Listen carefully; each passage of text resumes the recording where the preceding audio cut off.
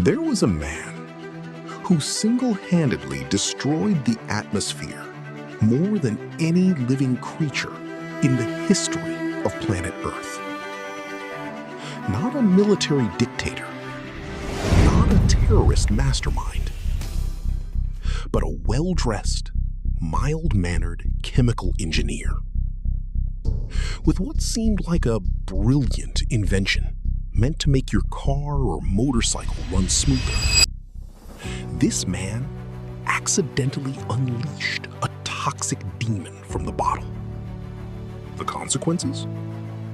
It lowered the IQ of hundreds of millions of people around the world. It caused violent crime rates to explode globally for decades. And it was so toxic that just by breathing the air anywhere on Earth for the past 50 years, your body has accumulated 625 times more of this poison than your ancient ancestors. This horrifying truth was buried under mountains of money from giant energy corporations. So what exactly was this demonic chemical? And why did it dominate our car fuel tanks for half a century? It all started in the 1920s. The automobile industry was booming. Everyone wanted a car to cruise around town. But these early engines had one very annoying problem. Every time you stepped on the gas to accelerate, the engine would make a loud knock, knock, knock sound, like it was about to explode. People in the industry called it engine knocking. It didn't just sound terrible, it also destroyed pistons and wrecked engines quickly. So General Motors, GM, gave the job to a talented chemist named Thomas Midgley Jr. Find a way to shut up that damn knocking sound. Midgley tried everything. Ethanol worked extremely well, but there was one big problem.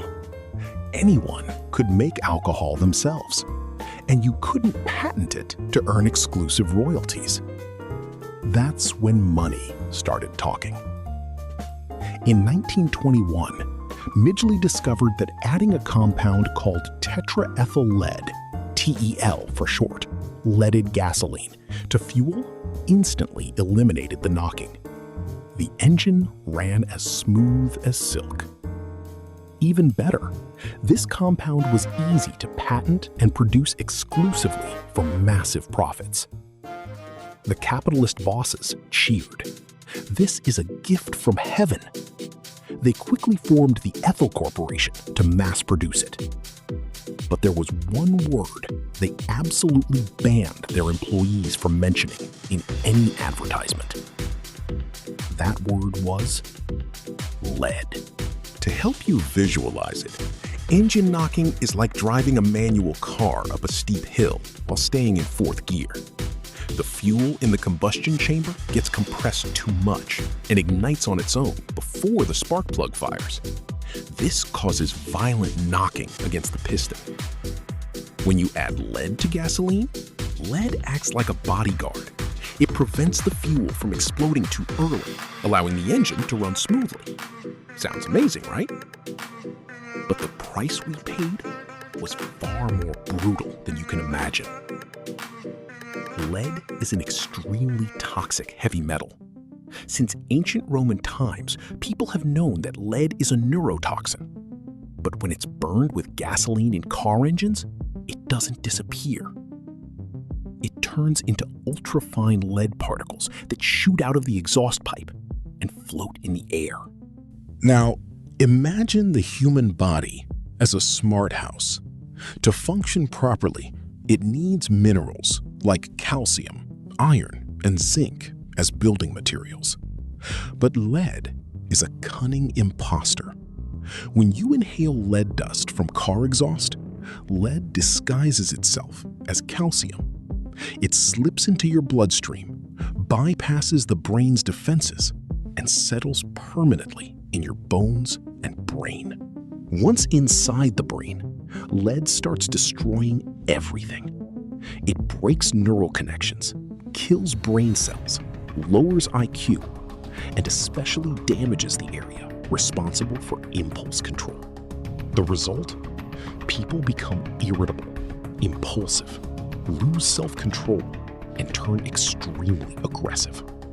A poison this dangerous was being released directly into the air that millions of people breathed every single day. Did the leaded gasoline corporations know it was toxic? They knew better than anyone. At the ethyl core factories producing TEL, disaster struck immediately. Workers began showing strange symptoms: hallucinations, panic attacks, screaming, going insane, and even jumping out of windows. Within months, dozens of workers suffered severe lead poisoning, and 5 tragically died in mental institutions. People called those factories by a terrifying name: the House of Deadly Air. Even Thomas Midgley himself, the inventor, suffered severe lead poisoning and was bedridden for months. But in the face of billions of dollars in profit, greed won.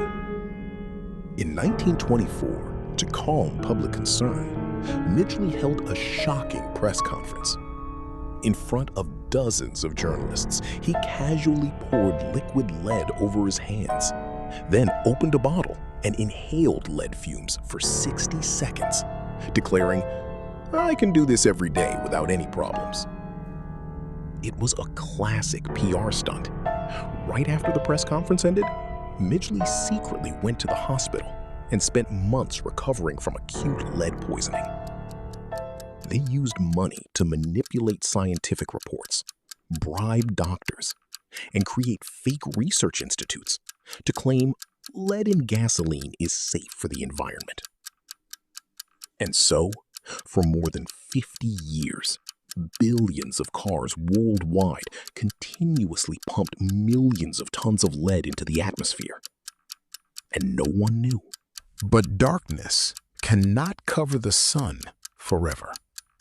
The truth finally came to light, thanks to a determined geologist named Clair Patterson. It all started when Patterson was trying to measure the age of the Earth by analyzing lead in meteorites. But he kept running into a frustrating problem. Every sample was contaminated with lead for no reason. He realized it wasn't the samples that were dirty. The entire environment around him was heavily contaminated with lead. Patterson had a brilliant idea. He traveled to the ice sheets of the Arctic and Greenland, drilling deep into ancient ice cores that had accumulated over thousands of years. By measuring lead levels layer by layer, he discovered a horrifying truth. Before 1923, lead levels in the air were almost zero. But after leaded gasoline was introduced, lead in the atmosphere skyrocketed by over 1,000%. Patterson immediately sounded the alarm. And guess what happened next? The powerful energy industry used all its might to destroy him. They cut his research funding. They removed his name from scientific conferences. They pressured Caltech to fire him. But Patterson refused to back down. He spent 20 years of his life fighting tirelessly, testifying in court, and presenting undeniable scientific evidence. Finally, in the 1970s, the US government and the world admitted the truth and began the process of banning leaded gasoline. It took nearly half a century for the lead demon to be locked away again. It wasn't until 2021 that the last country in the world officially stopped selling leaded gasoline. Once leaded gasoline was banned, something miraculous happened worldwide. Violent crime rates dropped dramatically, by 30 to 50% in most countries about 20 years later. Average IQ scores began rising again. Scientists estimate that banning leaded gasoline saved millions of lives and saved the global economy trillions of dollars. But the story of the man who created this disaster, Thomas Midgley Jr., has an incredibly ironic twist of fate. After succeeding with leaded gasoline, Midgley went on to invent CFC, Freon, the gas used in refrigerators. This invention punched a hole in the Earth's ozone layer. He truly was a master of destruction. At age 51, Midgley became disabled from complications of polio. Some scientists suspect it was related to long-term lead poisoning. Unable to stay still, he designed a complex system of pulleys and ropes to help himself get in and out of bed. And guess what happened? In 1944, that very pulley system he invented got tangled, wrapped around his neck, and strangled him to death. He was killed by his own invention. What a cruel joke of destiny. And that's the story, folks. The leaded gasoline saga is a hard lesson about how human greed can destroy the world when science is controlled by money. Sometimes the conveniences we enjoy today come with a terrifyingly high price for the future. All right, enough philosophy. Talking about gasoline suddenly reminded me, my crappy little motorcycle has been sitting at the repair shop since this morning. When I dropped it off, the mechanic said, "Your bike is knocking like a rice threshing machine." I was about to tell him to add some lead to make it run smoother, but after this story, I give up. I'll just let it knock a little. It's healthier that way. Now I have to walk over there to pick it up, or the mechanic will charge me for storage. If you enjoyed this video, don't forget to hit like, subscribe, and turn on notifications to join Decoded in uncovering more hidden truths around the world. That's it for today. See you in the next video. Bye-bye.